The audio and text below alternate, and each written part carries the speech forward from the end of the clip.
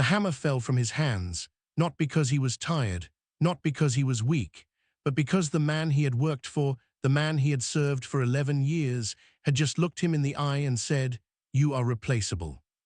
Arian stood in that dusty workshop, sawdust on his boots, splinters on his fingers, and silence in his chest. 11 years. 11 years of arriving before sunrise. 11 years of staying after sunset. 11 years of turning rough wood into beautiful things.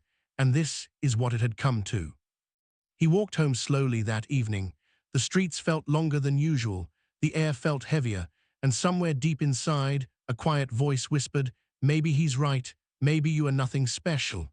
That night, Arian sat on the floor of his small room and stared at his hands. Worn hands, cracked hands, hands that had built furniture for wealthy homes, but had never built anything for himself. He asked himself one question, not out loud, just inside, where it hurt the most. What have I actually been building?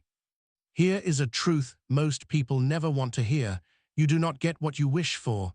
You do not get what you pray for in silence. You do not get what you feel you deserve.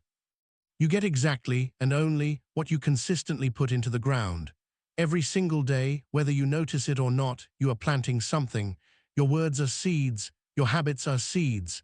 Your choices, your attitude, your effort, all seeds. And the ground does not lie. The ground does not show favoritism. The ground simply grows what you plant. Arian had spent 11 years planting his best seeds into someone else's soil, and now he had nothing to harvest for himself. But that night, sitting in the quiet of his room, something shifted inside him.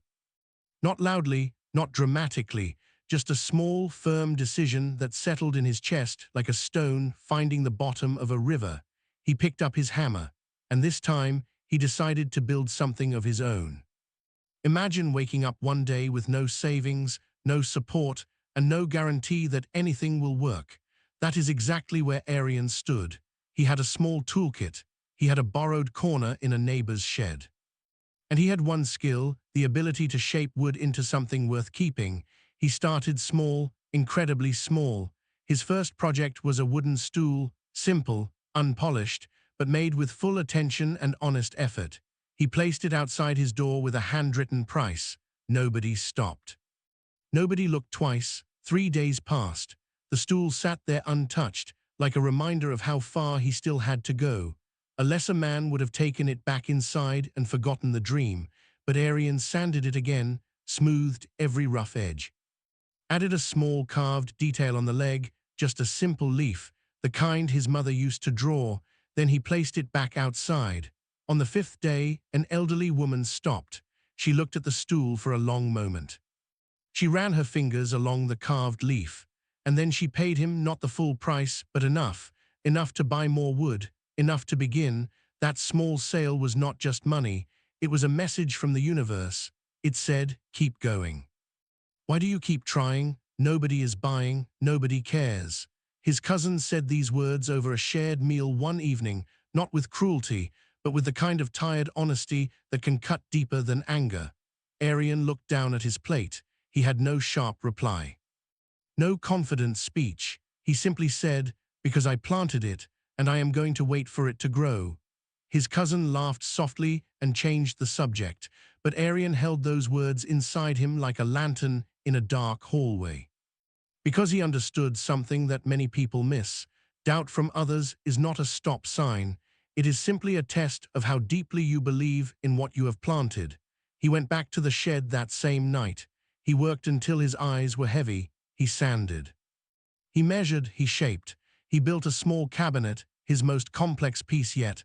It took him 9 days. He made 3 mistakes. He corrected all 3. When it was finished, he stood back and looked at it the way a farmer looks at a field finally turning green. Before he started this journey, Arian had nothing on his walls. No certificates, no awards, no proof that he was capable of anything beyond following someone else's instructions. But after 2 months of quiet, disciplined, daily effort, something had begun to change, not in the world around him. Not yet, but inside him. He was standing differently, speaking differently, even breathing differently. Because when you work with honesty, when you pour genuine effort into something real, the first person it transforms is you. The world catches up later, but you change first. He did not know it yet. But the seeds he was planting in that borrowed shed, those early mornings, those lonely nights, those pieces built with care and corrected with patience, they were about to break through the soil, and what was coming would change not just his life, but the lives of those around him too. The cabinet sold in 4 hours, not to a stranger, to the school teacher who lived 2 streets away. She had walked past Arian's small display 3 times before. Each time she had looked, each time she had kept walking. But on this morning she stopped. She knocked on the shed door. She pointed at the cabinet and said, "How much?" And when Arian told her the price, she did not negotiate. She simply nodded and said, "I will take it." That evening, Arian held the money in his hands and felt something he had almost forgotten. Not excitement, something quieter than that, something more like confirmation, like the ground finally whispering back to him, "Yes, what you planted was real." He reinvested every single coin, more wood, better tools, a small tin of finishing oil that made the surfaces glow like warm honey. He was not spending, he was planting again, deeper this time, with more intention. Most people quit at the very moment their harvest is closest. Think about that carefully. A farmer does not abandon his field in the final week before harvest, but people do this with their dreams every single day. They plant, they water, they wait. And then, just when the soil is about to break open, just when the results are almost visible, they walk away. They call it being realistic. They call it knowing when to stop. But the truth is far more uncomfortable.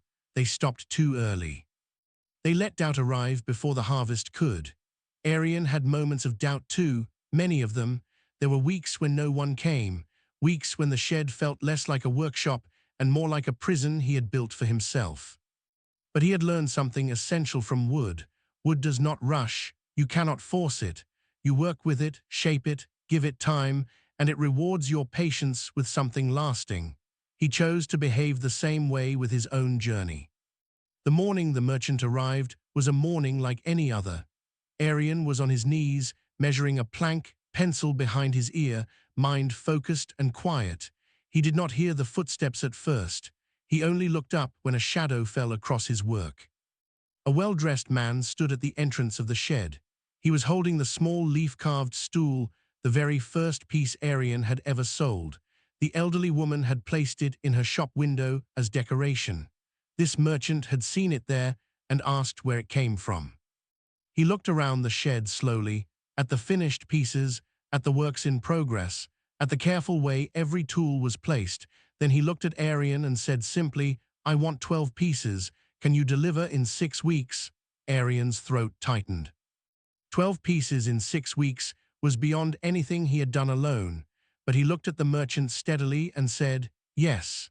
That single word cost him 6 weeks of the hardest work of his life, but it opened a door that would never fully close again. Here is what nobody tells you about overnight success. It never actually happens overnight. What looks sudden from the outside is always the result of something long and quiet happening underneath. Like roots, you never see roots growing. You only see the tree when it is already standing tall. But those roots were moving through the ground long before anyone noticed. Slowly, persistently, in the dark, Arian's success looked sudden to his neighbors, to his cousin, even to the merchant, but Arian knew exactly what it had cost. He knew the specific mornings, the specific nights, the specific moments when he had wanted to stop and had chosen not to. Every finished piece carried those invisible hours inside it like a secret, and that is precisely why it was unshakable, because it was built on real ground. 6 months after that first sale, the unstable, uncertain stool that sat outside his door for 5 days, Arian had 3 regular buyers, a waiting list, and a young apprentice sitting beside him in the shed every morning. The apprentice was 17, quiet, eager, uncertain of himself in the way only the very young can be. On his first morning, he asked Arian, "How do I know if I am good enough to do this?" Arian handed him a piece of rough wood and a sanding block. He said, "You are not good enough yet. Neither was I. Start anyway." The boy looked down at the wood. Then he began, and watching him, Arian understood the full weight of the lesson he had been living. We reap what we sow, not just in money, not just in success, but in people, in influence, in the quiet ripple that moves outward from one life lived with honesty and effort. He had planted something real, and now it was growing in directions he had never even imagined.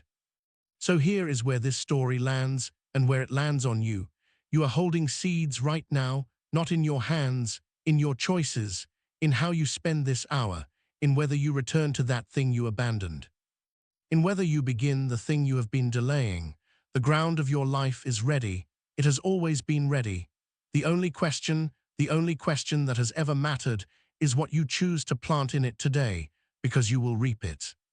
Sooner or later, in ways expected and unexpected, you will reap exactly what you sow.